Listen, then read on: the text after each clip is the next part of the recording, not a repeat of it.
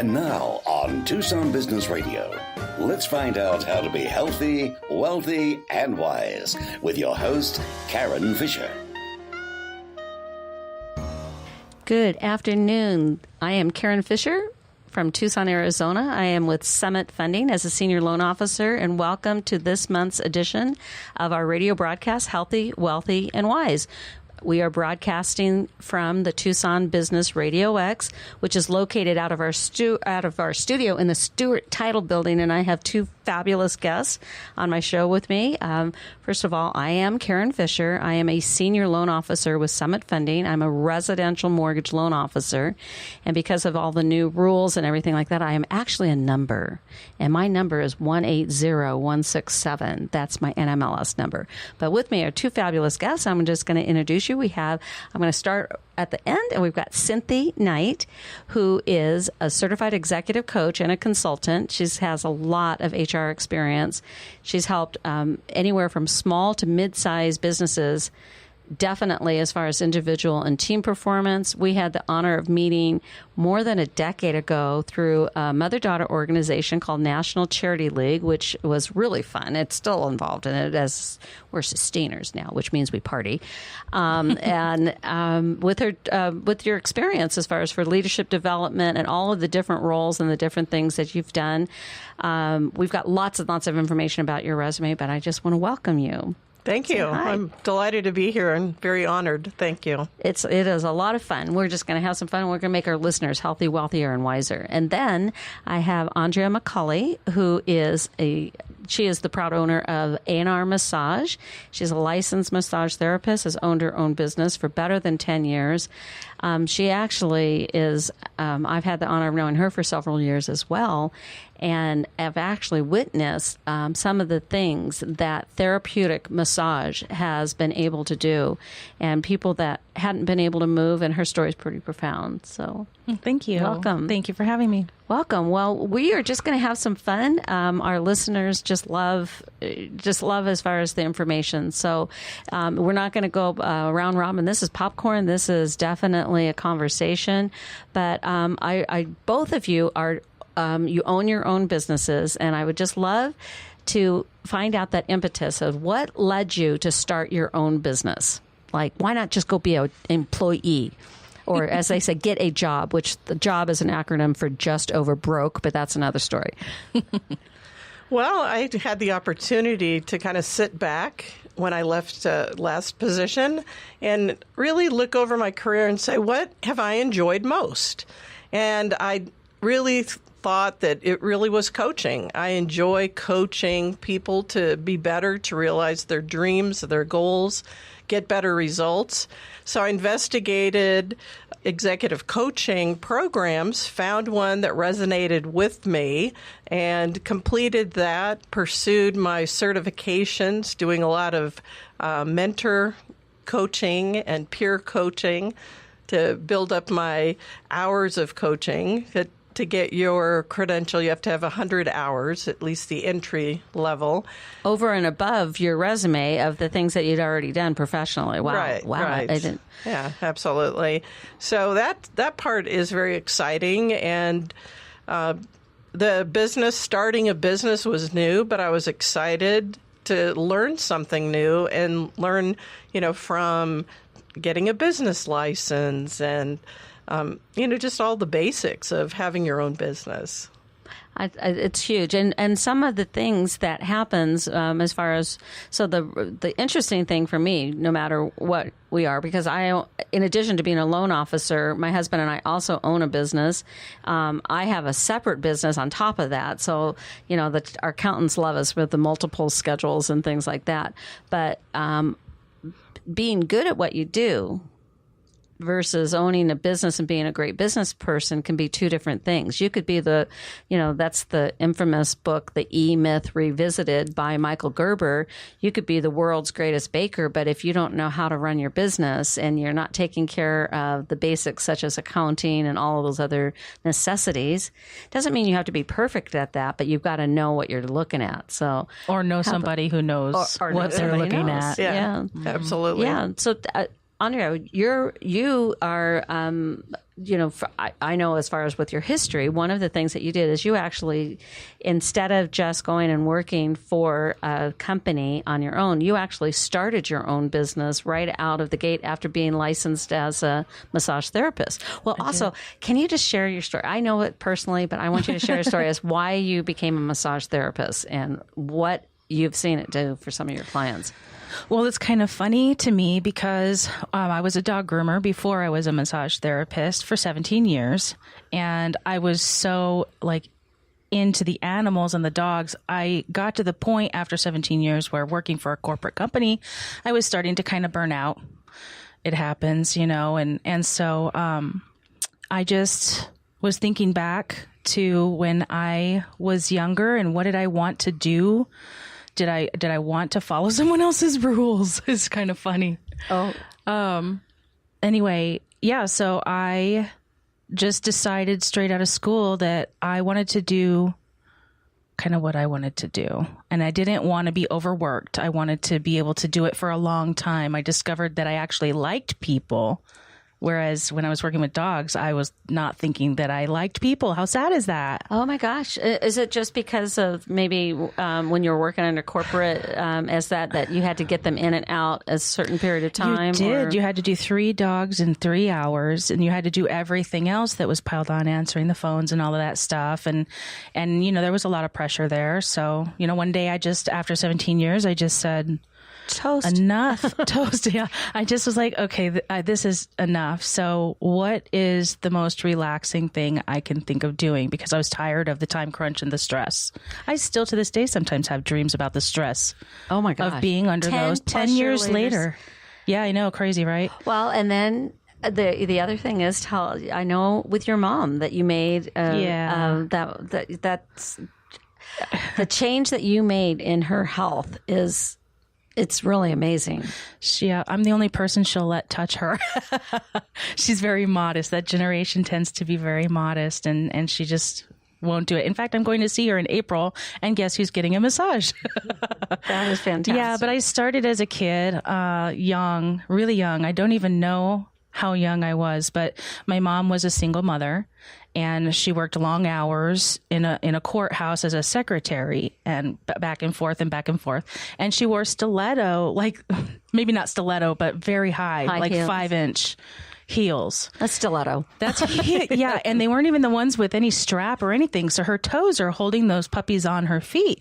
By the end of the day, she would come home and she would just be in tears. Her feet and her legs would be killing her, and she still had to do dinner, and she still had to bathe us. I remember I had eustachian tubes in my ears, so she had to really get down and dirty in there just to get me.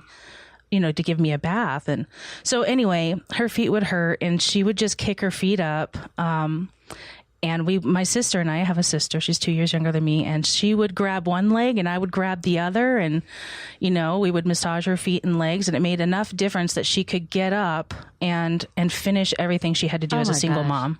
I think about the number of single moms or single parents, period.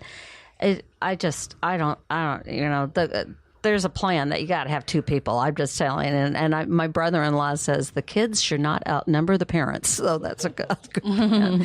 So very, very interesting. Yeah. Well, in terms of as far as with you, Cynthia, just in terms of when somebody sees a coach, a lot of times people think of they can think of coaches within the athletic arena. And now we've got lots of different people that are saying, all of a sudden they're just hanging up a shingle and saying, I'm a coach, I'm a life coach, I'm a this coach, I'm a that coach. But the certification that you have, talk to us a little bit about the difference between somebody that has gone through the certification process and what they've had to do versus somebody that just decides that they're going to be a coach.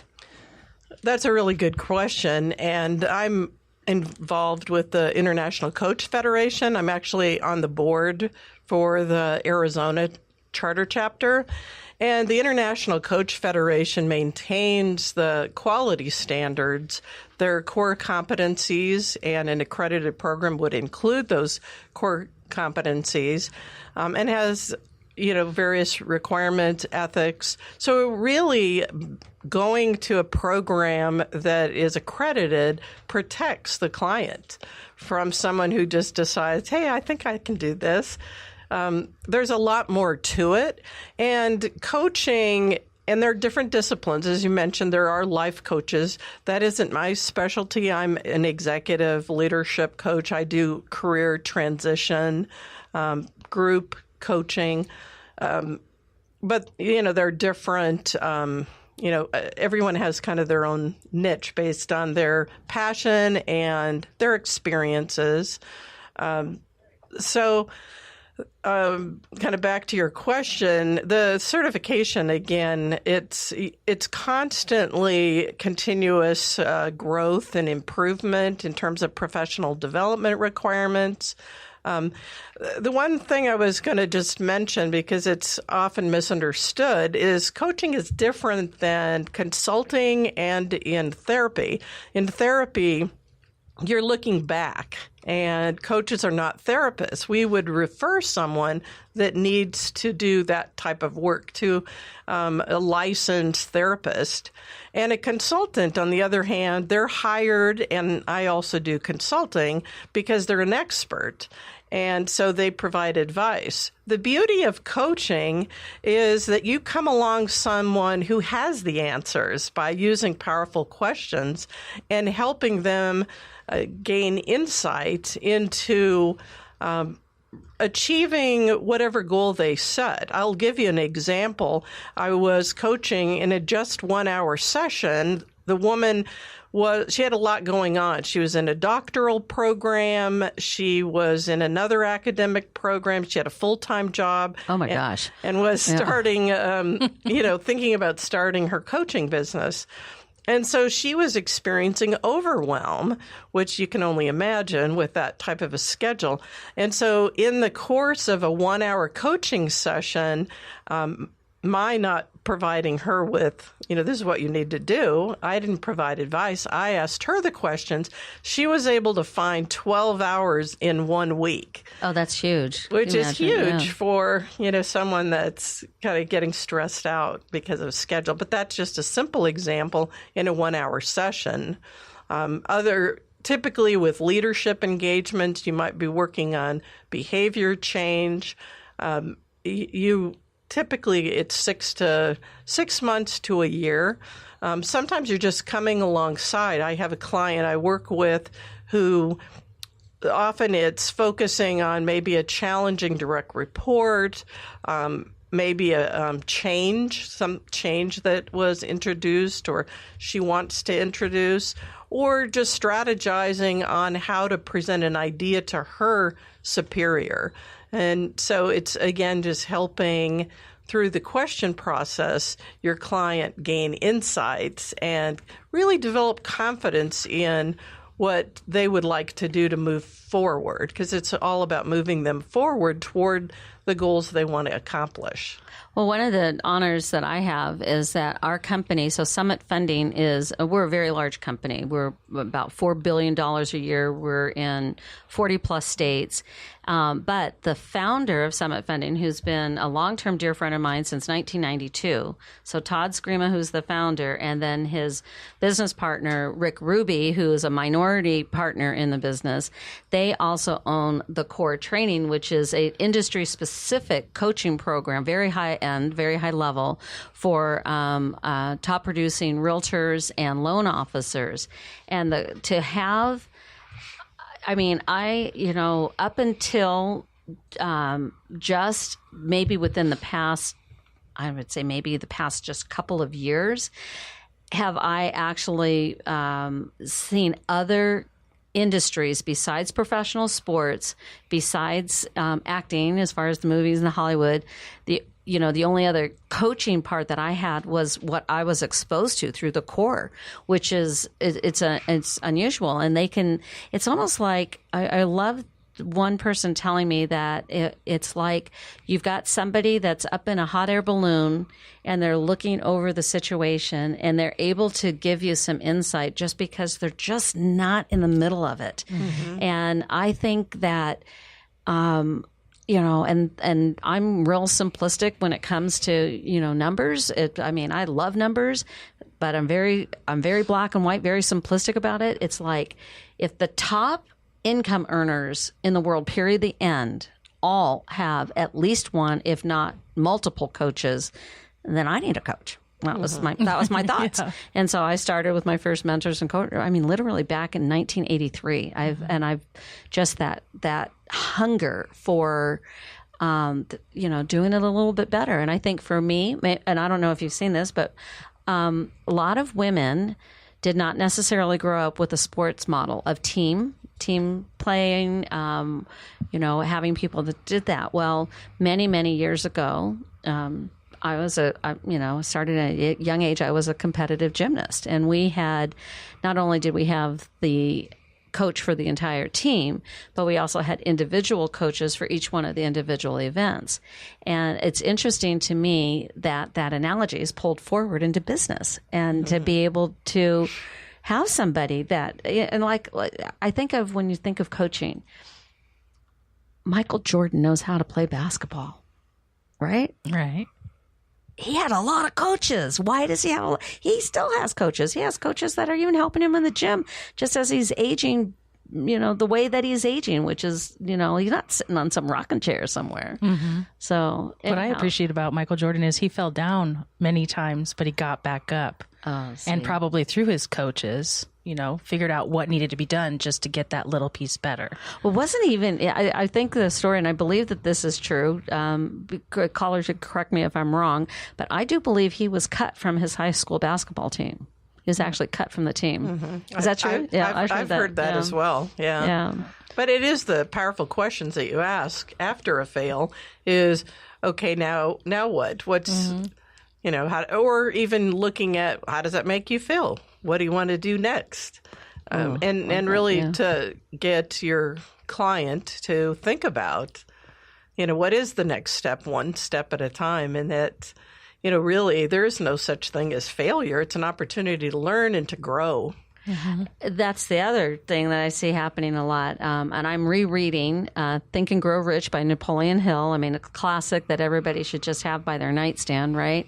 But one of the things that they were reminding is that the reaction that Thomas Edison had when his the whole laboratory burnt to the ground and lost, data and information on, they didn't have computers then. They lost all this data and this information on thousands and thousands of experiments. And instead of him crumbling and crashing and bemoaning the fact that it's burnt to the ground, he said, great, we get to start over with the things that we have. And I just think to myself that piece of resiliency is there. And so that ties in also as far as the massage, because one of the things that I think is super important about self-care is not selfish. So let's start there. But with the clients that you see, because our lifestyles are, you just described this woman, like, okay, she has like basically 6 jobs, right? Or whatever the case may be. And then, one of the things that you're talking about as far as, how much do you have on your plate? And if you're going to just keep adding more and more and more and more to your plate, what's going to happen? And what I see happens is illness. Yeah. I see people, there's a very old Chinese saying that says, if you don't take time for rest, you will be forced to take time for illness. Yep. And that's where, as a core self-care therapeutic massage, let's talk about that and how that changes. I think about when I even just see people at my office, how they're hunched over their computers and they don't even have the ergonomic keyboards yet. And it's like, why? Mm-hmm. So tell us more. Some of the things you knew, because I know you've helped people with frozen shoulders, the carpal tunnel, some of the other crazy. Tech neck is a big one. You were talking about computers, and now we have those cell phones and we have those iPads. It's called tech neck because we're hunched over looking down at these things. Oh. And so, massage can help with that by, loosening up the muscles that are too tight and just lengthening out the spine again. Now, we don't work with the bones necessarily like a chiropractor would, but the massage therapist, the muscles are attached to those bones. If you lengthen those muscles, it all becomes longer and more open. Well, and then just in terms of just as far as some of the basic education, that the analogy that you had shared with me a long time ago, which I really liked, was about fascia. Can you explain that as far as with the orange and you use that? It was great. It was perfect. I wish I could take credit for that, but I actually heard that when I was in massage school 10 years ago. But yes, so I say fascia, potato, potato. Okay. It's one of those. It's your connective tissue, and it is what holds things together. It's what gives the body and the muscles shape. And so the analogy with the orange is that if you imagine you're holding an orange in your hand and you're just looking at it, the outside is the skin. And then if you were to start peeling back that skin, you see that white, pithy, they call it pith, I believe. Oh, okay. Around the orange. That is your first layer of fascia. That's your first layer of connective tissue. It's holding the skin onto the orange. Oh, okay. And then so you get some of that off of there, and then you're pulling your wedges apart. And each wedge has, its own skin around it. Again, imagine that to be fascia a little bit deeper into the muscle or into the object. And then you get a little bit deeper when you break that wedge apart and you see all the little juicy little thingies in there. And each one of those has fascia around it. It's holding the shape and it's holding the hydration and everything, all that good stuff inside there. So it's the same way with the body. Each layer deeper and deeper. We can, massage therapists, body workers, really of any type, can make huge advancements in a person's physical. So tell me what you mean when you say body workers. Body workers. You've got massage. You have. Well, there's massage therapy. There's so many of them. There's Rolfing, which works specifically with the myofascia or fascia. Body workers also include in my opinion, your chiropractors, your acupuncturists, really anybody who does some kind of manual therapy for the body. So laying on of hands, kind of, yeah. Okay. Well, you said laying on of hands. Yeah. That kind of takes me to the energetic side of things too. The owner of the center where I have my practice, Advanced Energy Therapeutics, she is an energy healer. And so, she's not getting deep physically into the body. She's a body worker who works with the energetic that has a deep, profound effect. And I've seen some, there's, the interesting part as far as the studies, there's so much that we don't know, and they're just starting to learn as far as the how the atoms are really worked together and everything like that. And here we're sitting around this table, as far as that, but it's really made up of atoms. It's not a table. It's everything as far as matters. Yeah. Matters. So, right. So what would be, when you talk about as far as your clients, so what is the, and I know that both of you are the best of the best in Tucson. So I want you to be sure, tell them how they can reach you.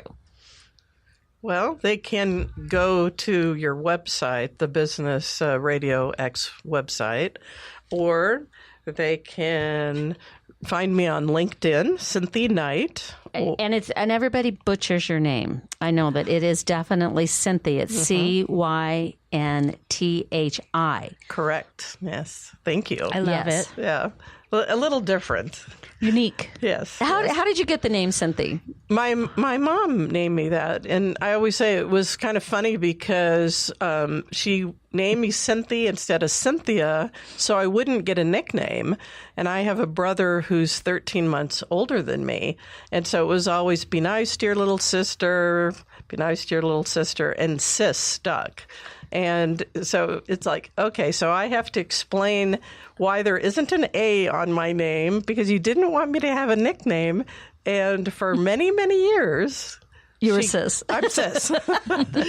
That is funny. Yeah, so it was funny. I do have a website. It's winning-health.com. leaders.org. That's another way that people can see the kind of work that I'm involved in and reach me. Awesome. And Andrea? Well, how'd your mom name you, or did your mom name you? I think my name was going to be Renee, and then she saw me and she just loved the name Andrea. Oh, okay. And I didn't like it growing up. Oh, I didn't it's because my cousin's name. Was it? Yeah. Yes. Well, everybody called me everything but Andrea.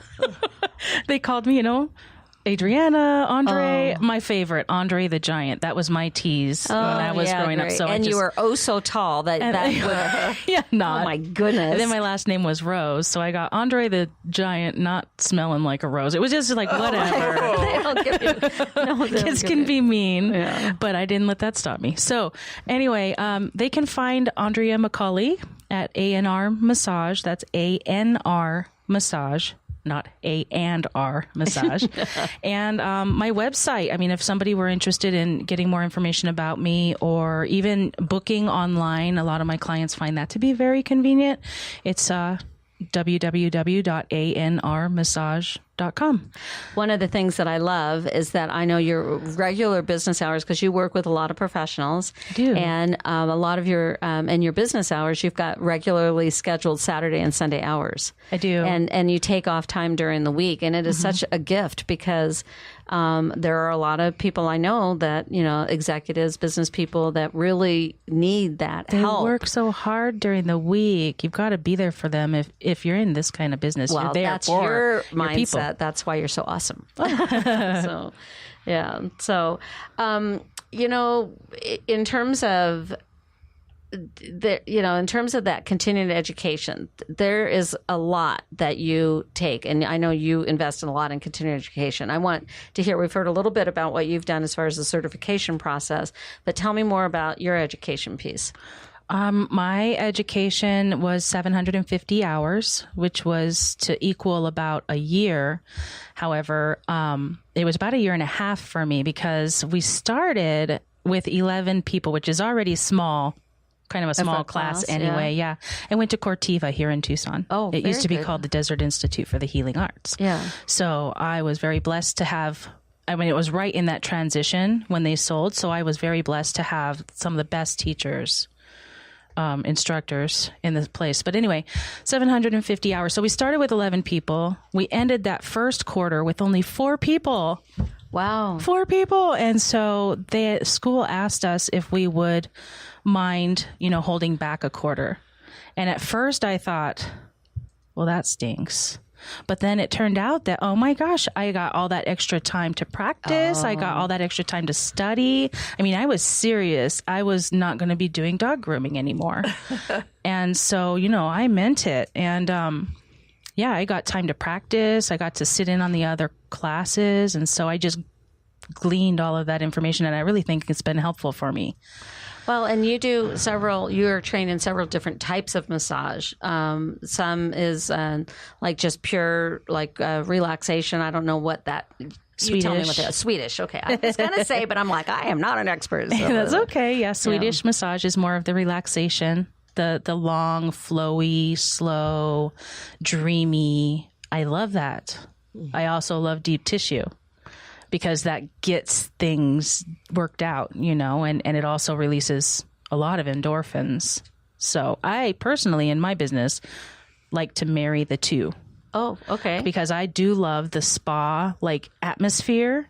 I love that. I love that face and scalp and feet, and I can feel it right now as I'm saying it. Anyway, but I also love the other. So anyway, continuing education, getting back to your question, I've taken things like myofascial release. That's very important to what I do for deep tissue. And I believe very much in the fascial system. So that's been very helpful. I just recently completed kinesiotaping.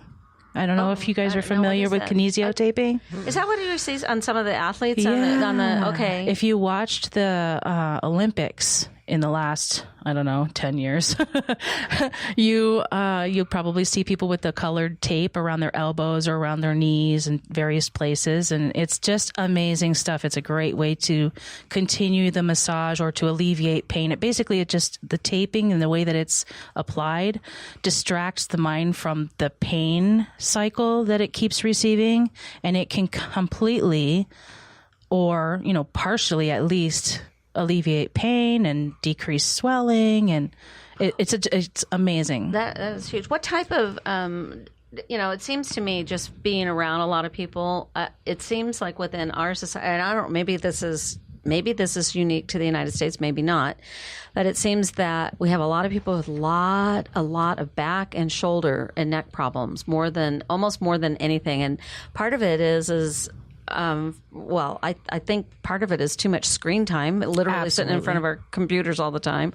I drive my team nuts because I've got a wireless headset. I do not crick my neck with the phone. I wear a wireless headset. Good. And then I'm always I pace. I like, I'm very low energy. No, I am not. I'm very high energy. So I walk around like this constantly. I mean, wearing trails in the carpet. Yes, and then pretty much I'm also loud, so then I'm driving everybody nuts. But that's another story. That whole. What is it that you see the most of? Like, what is it? And I have to say, as a personal testimonial. You helped my mother-in-law, and she can't say her patients, but I can. She helped my mother-in-law, who was having some both anxiety issues. She was just moving into assisted living and everything that was going on, and then had done something that just really, she basically threw her hip out of alignment. And we figured it out in combination with you and also the chiropractor that she actually had, because she was using the walker, she was basically almost what you would think as far as the computer, but she was stooped over for the walker instead of standing upright the way that she should have been standing upright. And it just totally messed up her hip. Yeah. She was throwing one, it was Plus people are shuffling, they tend to shuffle with a walker because they're afraid they're going to bang their feet or trip over the walker. And so then they're not getting full extension and flexion and all of that stuff. It just goes right up the kinetic chain of the body and affects everything. But, boy. About the shoulders you were talking about, I have realized and learned that your shoulders is generally the number one place people hold stress. Also, the number two place, anybody have a guess? Your hips and your butt. He knows.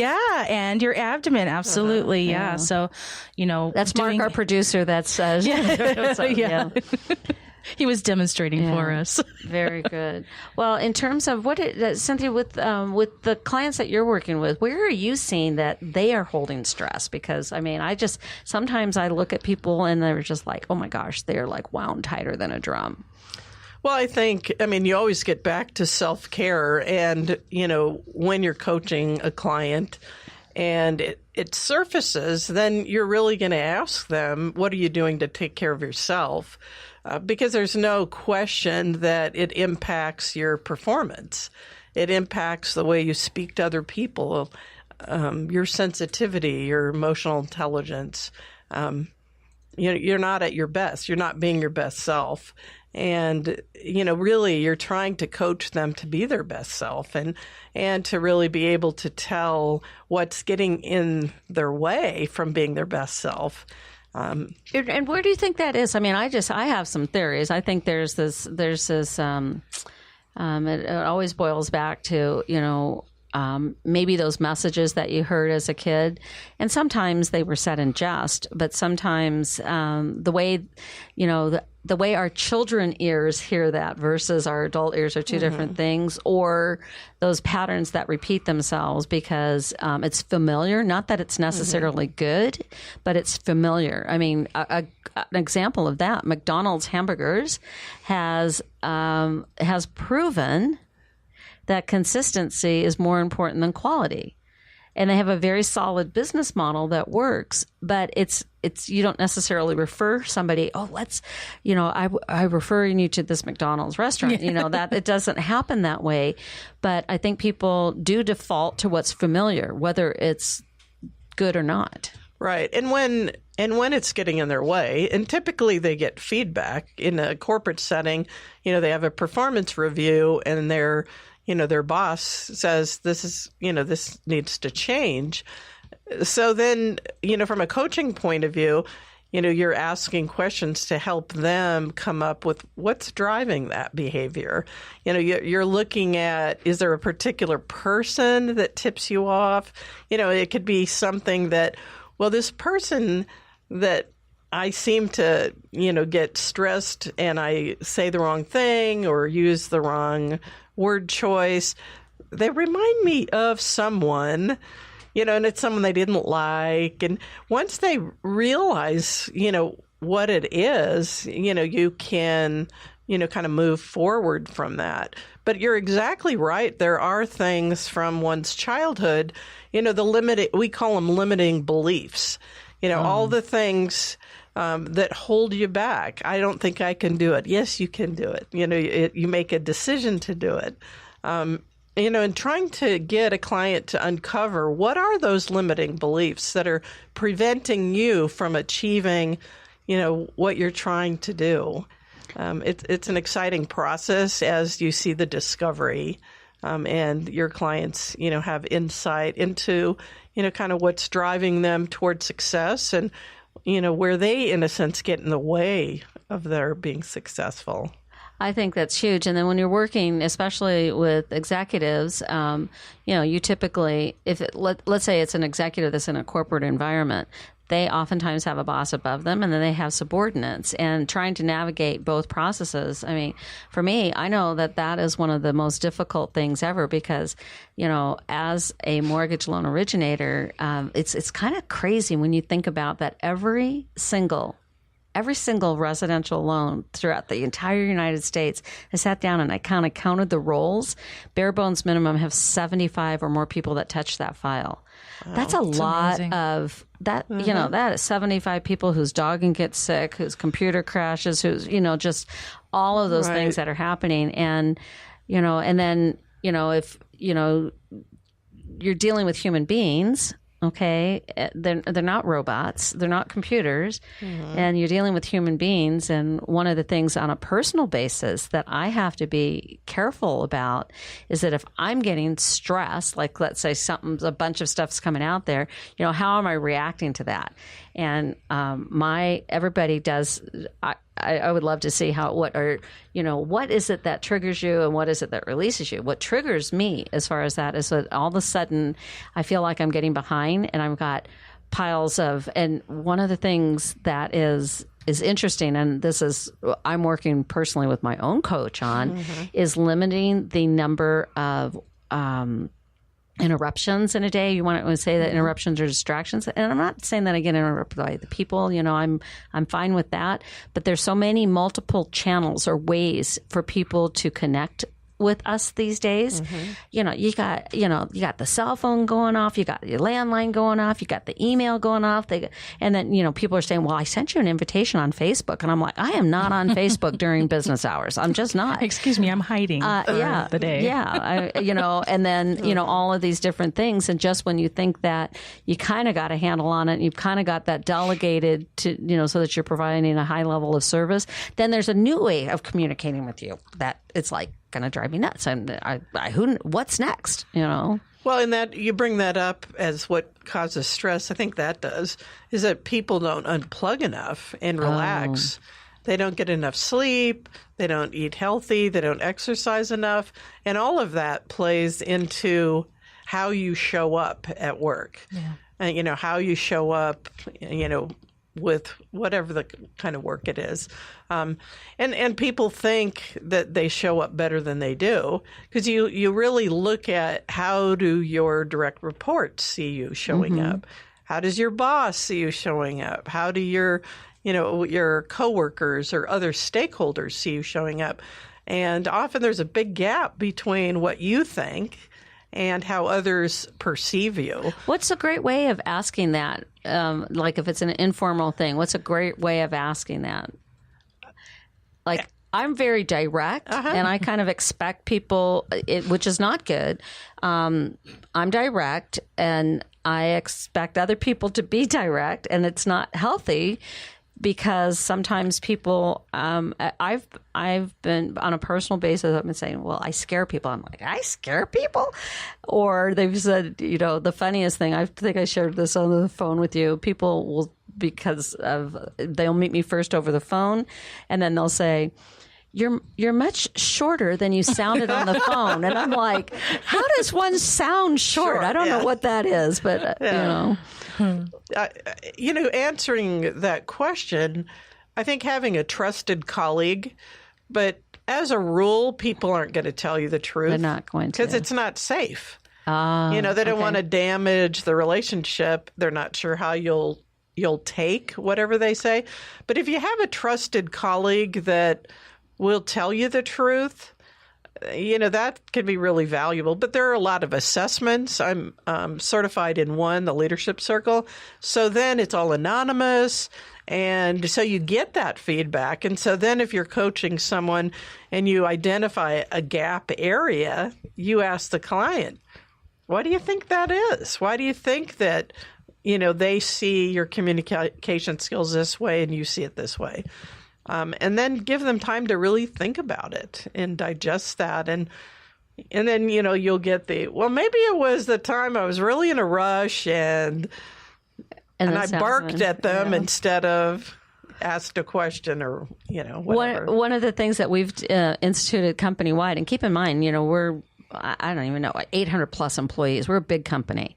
And one of the things that our company instituted, this, for the listeners, this is a great thing if you can have this, is we call them pineapple conversations.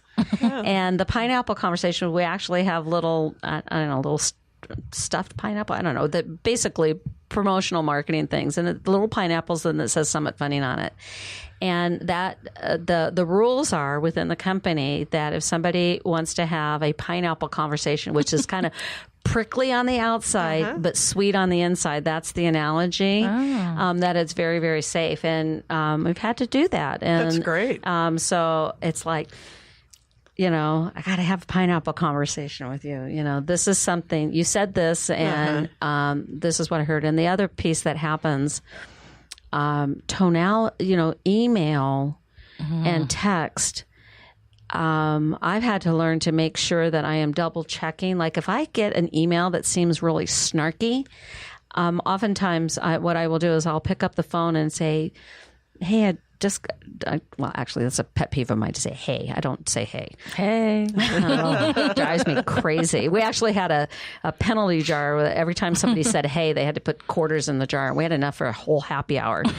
But I was say, I want to know, I got this email and it sounded like you were upset, or it sounded like, and for them to say, no, I wasn't upset. I just got interrupted. I said, okay, that's fine.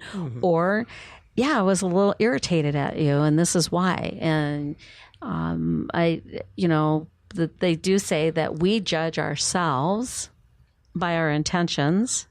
Everybody else judges us by our results.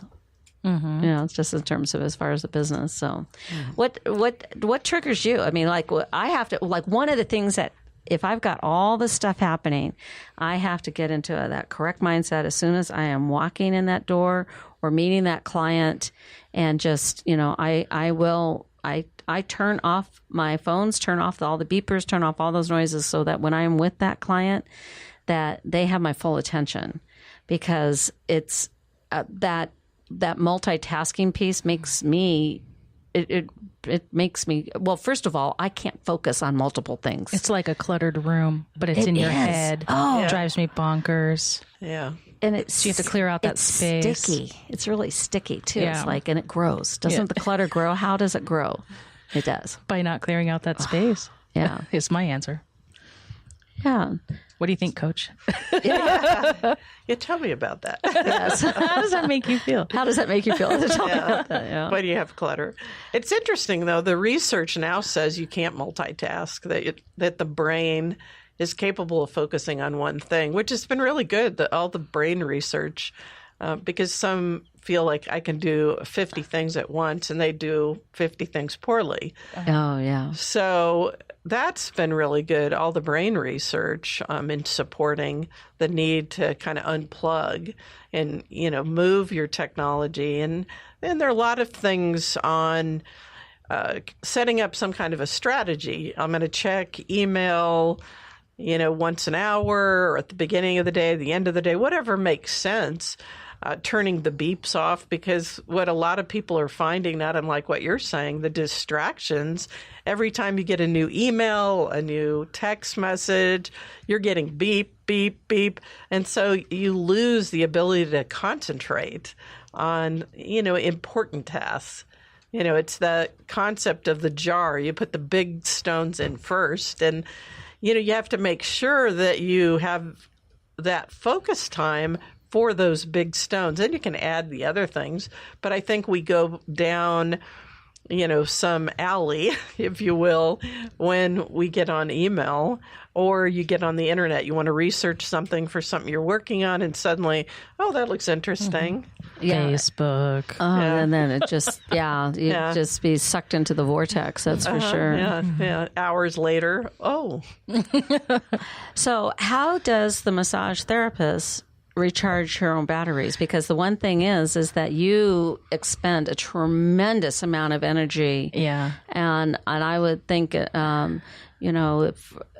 if that person that you were working on had a lot of, like our previous guest talked about, head trash or this, that, and the other, and their energy is there and they're kind of negative Nelly. How do you recharge? You're right on my brainwave. Are you reading my mind? Oh, probably. Maybe I could. That could be. Yeah, it's physically a demanding job. I love what I do, don't get me wrong, but it is physically a demanding job, but also you're coming into contact with, four for me a day people, and all of them come in with their own, like you said, head trash or energy, and it's something that we have to sometimes guard ourselves against in order to not take that on. And the more empathic, a person is, the more easily they take that stuff on themselves.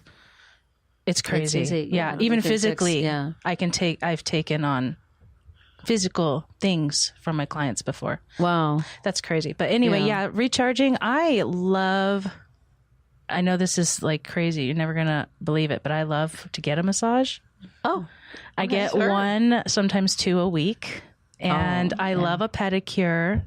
I love me too. all that kind of stuff. I love doing that stuff. I love a hot bath. Mm-hmm. Those are my top three. But I have to unplug. My friend Lauren, she notices sometimes that what she calls turtling. She says, "You're turtling again." It's like my neck is out there all week, and I'm just like putting it all out there. And then when it's time for me to turtle, I just suck into my shell and I just kind of disappear. And so that's something I've been working on trying to do. Well, and as just far not as that, turtle as much. Yeah. And it's funny because with Scott and I, my husband, a wonderful husband of 37 plus years, but Scott and I, so he'll go out and he travels a lot, both domestically and internationally for business. So he's out and he's on, and, it is nothing for him to be in 5 different hotel rooms and 5 different nights and the cities and the travel and always on. And so for him, he recharges his batteries best by kind of being alone time at the house, this type of thing. Me, you guys already know, I recharge my batteries of let's go have a party. I want to be around people as far as that. And I do on a personal basis, I do a tremendous amount of reading. It's crazy how many I typically have on a personal basis anywhere for as few as 5, but as many as 20 books going at any given time. And it just depends on what my mood is. People say, well, how do you keep track of it? Well, it depends on, I don't know, do I want something light and fun? Do I want something serious? Do I want something about exercise? Whatever the case may be. So, Yeah. And you always have great information to share with people too, because of all those books. This is why I'm doing this show, is because I just want to connect people to the resources, particularly in Tucson, that are, I mean, you know, they can come and see you face to face, right? You know, to connect with you and to grow their businesses and things like that. Because on a personal basis, my passion is to, and yes, as a mortgage loan officer, what I do is connect people to money, but really as a person, I connect people to resources. I'm forever saying, you need to know so-and-so and you need to know, you know, and our daughter, Allison, she's done a lot of this brain research. She's getting her PhD and she's getting her doctorate in mathematics with an emphasis in computational neuroscience. So she has sent me some of this information. And you just brought up about the multitasking. She had shared that with me. Yeah, it's like really interesting information about that. And then, so I just want to, you guys are going to be shocked when I tell you this. We're almost at the end of our hour. Oh, wow. Nobody ever believes Just getting it. started. Nobody ever believes it. So we've got some few minutes, but I want to give some people some really, really key takeaways. One of the things that I know that stresses people out a lot in our society is money issues. Money issues and credit and not understanding how the credit system works and things like that. And for a lot of the executives, particularly female executives, they have, they call it the imposter syndrome. I don't know if you've heard that terminology, where they are out and they're getting the awards and they're doing all of these things. But behind the scenes, they're like, if they only knew that I bounced a check this month, or, you know, or whatever the case may be. Are you, you're laughing? She's laughing. I've spoken with my own mentor about this in a session with her, Mega, the owner of the center where I'm at. Yeah. Oh, man. And so, you know, so what is it that you think that when you see people, like, I just sometimes wish they could just see themselves through my eyes. Like I see my clients, you know, and they're like, they don't think that they are good with numbers. I'm like, yes, you are. You're good with numbers and I can help you with that, you know. Or they don't think that they deserve to be in a safe home. One of my greatest joys was helping a client just at the end of last year. Never in a million years did she ever think she would own a home. Oh. Ever. She was in her 60s and buying a home on her own for the very, very first time. And good for her. It was exciting. Super exciting. And now it's cute because she's telling me about, Tucson has a lot of weeds right now with all the rain. You know? So what do you think about that? Are you seeing people, you know, that whole imposter thing, or what's stopping? I want to know what's stopping you from blowing up. Well, I think that whole imposter, there are definitely colleagues in the coaching arena that focus on women and that struggle with imposter. But really, the imposter syndrome is just another limiting belief, because it isn't always a physical thing like you're suggesting. Sometimes they think way less of their capability. And so it gets into why women ask for less, men ask for more, women ask for less, because they don't feel that they're worth, you know, X number, whatever that is. And so coaching them to have the confidence and really to think about numbers in terms of growing your business, or you know, whatever, you know, kind of whatever the case might be. One thing I was going to say, though, with all the negativity, a lot of people suffer from that. Is I just heard on a webinar yesterday, and it was a great suggestion. It was so simple. It's to start your day with gratitude. Think of 3 things you're grateful for, and then end your day before you hit the pillow. You know, 3 things that you're grateful for. And what it does is you open, you know, rather than start your day, woe is me, you know, I have to do, and then also shifting your language from I have to I get to. You know, it's a lot of coaching people to think differently. it's a privilege to get to do, whatever it is you get to do. But it's all in your perspective. And when you have a positive outlook, you have the I can do this. Oh my gosh. I think that I can attitude, and that's one of another just a statistic is that people that are immigrants to the United States are statistically they are more likely to become millionaires than people that are born in the United States. And a big part of the reason for that is that we are the land of opportunity. And it does make me a little nuts when I hear people, don't get me going as far as with our servicemen in the military and things like that. But we are an amazing we are so blessed to live in the United States. We've got so many opportunities here, and in terms of the resources that are available to us, because nobody's sitting there saying that you can't because you weren't born into this class or this, that, or the other. It doesn't matter. It doesn't matter where you're from. It doesn't matter whether you're male, female. Doesn't matter your race. Doesn't matter. None of that matters. What matters is, and yes, nobody makes it alone. You end up with having somebody that's going to help you. Mm-hmm. But I just want these connections. And when you think about it, with the radio show, we have the access for people to be able to contact us. And I want to encourage people, if they want to know something about their finances, they don't have to even be doing a home loan. If they just want to figure out some basic budgeting things. I volunteer. I teach both in the high school. I've taught at the U of A. I've taught at Pima College. I've been flown to South Africa to teach on finances, and I'm available for, I don't even charge people. Let's just have a conversation, because for me, I know on a personal basis, yes, I earn my living by closing home loans. That's what I do. However, it's not that, I could do a great job for you, but you may not ever need me again, or may not need me for 7 years, or whatever the case may be. So having those resources and being able, that's a tool. 3 positive things a day when you get up, and 3 things. And I would encourage people to, I don't know if you have a gratitude journal, but I have one that's, gratitude journal. And then one of the very, very top money earners in the entire lending industry is a gentleman that's out of Texas that I know. And he has this old little wrinkled Post-it note that is actually under his keyboard, and his keyboard, and under it says, he has written 3 times, I love my job, I love my job, I love my job.